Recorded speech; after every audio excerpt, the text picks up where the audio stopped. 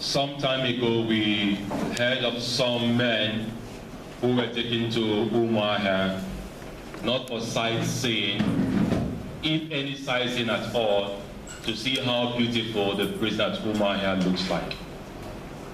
Why?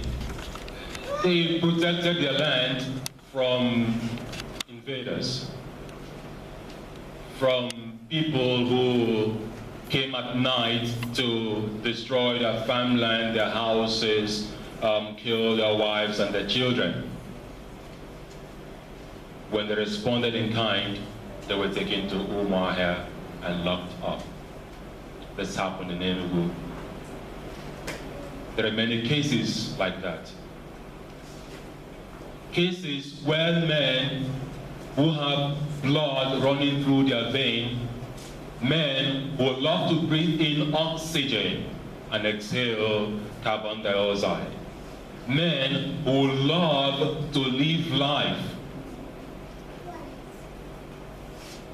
Such men going out to cause havoc, destruction of lives and properties. And they go back home to their own family. And maybe they've got kids who will run to them and say, Daddy, welcome. And they lift their children up and plant beautiful kisses on the faces of the children. Men just come back from a diabolic, devilish mission. How we love life. And then sometimes we do not wish to give that same life to others. John was exiled because he stood for the truth. He was exiled to the island of Patmos. And there he had all the revelations written in the book of Apocalypse. Now John said, I saw a new heaven and a new earth, because the old order has passed away. How we long for this to be true in our world today. When we look at the havoc caused by Fulani herdsmen who want to say, Lord, let this be now the new heaven and the new earth. We look at the destruction and the merciless killings of Boko Haram insurgents, and we say, Lord, let this new heaven be now and the new earth be now. We look at mothers killing their children in their womb because they feel the child in their womb is an intruder. How we wish the new heaven and the new earth to be now. We find lecturers exploiting their students. How we wish the new heaven and the new earth to be now. We find employers exploiting those who are applying for a job. How we wish the new heaven and the new earth be now. We also find students carrying masquerades, exposed to the exam hall. How we wish the new heaven and the new earth be now. We find people dancing with sin and the occultic world and practices. Again, how we wish the new heaven and the new earth be now. We find brothers at war with one another, families divided over nothing. Sometimes wealthy men and women fighting over their father's property. Meanwhile, they, without those properties, will survive comfortably, yet fighting themselves to stand still. How we wish the new heaven and the new earth be now. John says, I saw the old order give way to the new, and the new heaven coming down like a bride onto the new earth. Some commentators have said that in the new heaven there will be no water. Why? The argument that water, the sea, symbolizes evil, death, destruction. Probably because of the waves, the torrents that goes with it. So the seas symbolize for them death, destruction. And so in the new heaven and new earth, some scholars have said there'll be no water, there'll be no sea. Oh boy, I wonder how that would be. God will destroy the water. God will take away the water. And that is why John says in the very first verse of today's chapter, I saw the new heaven, the new earth, the first and the first heaven and the first earth had passed away, and the sea was no more. Some have said this is a total annihilation of water. Anything H2O will be ceased, or will cease to exist. Man is about 62-65% water. So we are moving waters. We will comfortably say to Ralph, "Hi, Mr. Water," and he replies to me, "I'm fine, water." More than 50% water composition is what makes man and woman.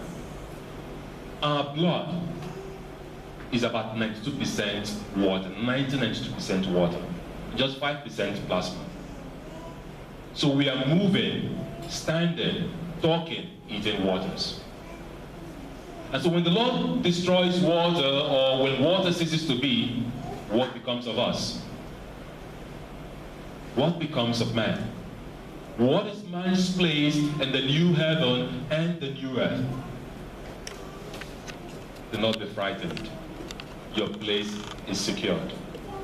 Why? Because you have a new life, a life in the one who said, "Cut off from me, and you are nothing. Cut off from me, and you cease to exist." Because Jesus is the way, He is the truth, and ultimately He is life. So He is our life. But will water cease to be? I do not know. Will there be water in the new heaven? I do not know. Do I be worried about that? I'm not worried about it. Why? Because I know for those who believe in the person of Jesus, for those who walk in His ways, since Christ does not go out of existence, and that is why He said at the last part of the book of Revelation, "I am the beginning, the Alpha, the Omega," and He says at the end, "I will be with you always until the end of time." And He even said the same thing while He was ascending to the Father. In fact, John says to us, He is the God who is with them, with us, those who believe. Beloved in Christ, for this new heaven to take place and a new earth to be, we've got a role to play. A role to play to bring about the new creation. In the beginning was the Word, and the Word was in a formless state. There was water and there was chaos. And the Lord said, "Let us give ordering to chaos. Let us begin to give partitions and divisions and decorations to the whole of creation." And the Lord said, "Let us now begin to divide water for the earth and for the heavens. Let us begin to decorate the earth with the stars, the moon, the land with vegetation, and the seas with fish and all the other things that swim in it." We are co-creators, called to bring about the new creation. Today we talk about the ozone layers. We talk about going green. We talk about man being friendly to the earth. We can begin by doing little things. For our little children, you eat biscuits, you lick sweet. You do not just look for anywhere and drop it. You hold it, you look for a dustbin, and then you go to the dustbin and put it there. When you do so, the compound, resembles compound, and the world as a whole will be clean and beautiful to behold. You are traveling. You do not buy banana and granite, and you eat, enjoy your banana, and then through the window, the banana peel goes. And the oncoming vehicle, maybe if it's not a good driver, the one driving it isn't a good driver, sees things flying out from your own window, panics, and maybe swerves to the other side and hits another vehicle coming.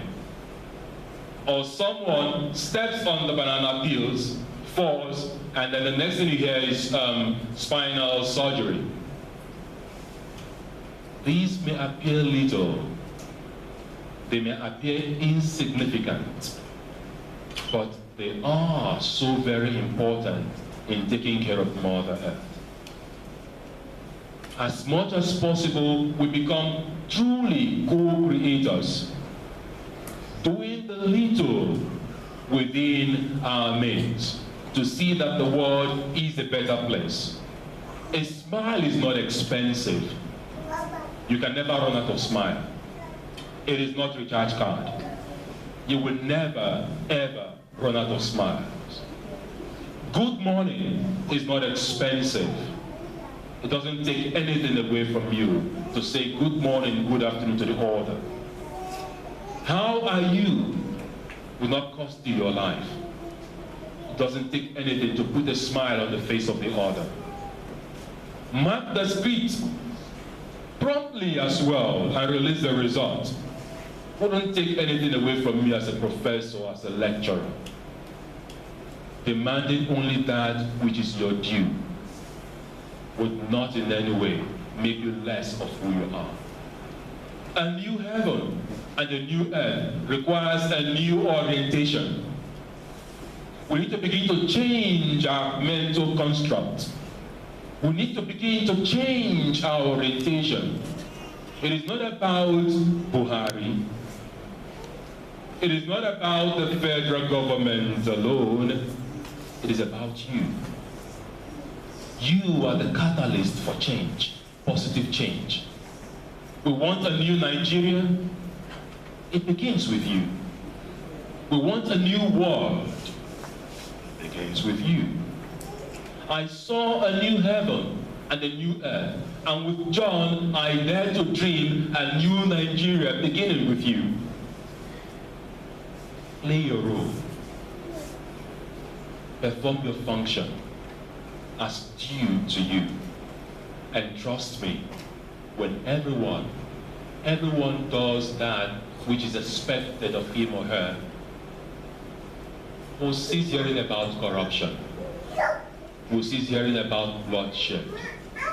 We'll cease hearing about injustice, because the world would have become a new place, a new earth and a new heaven.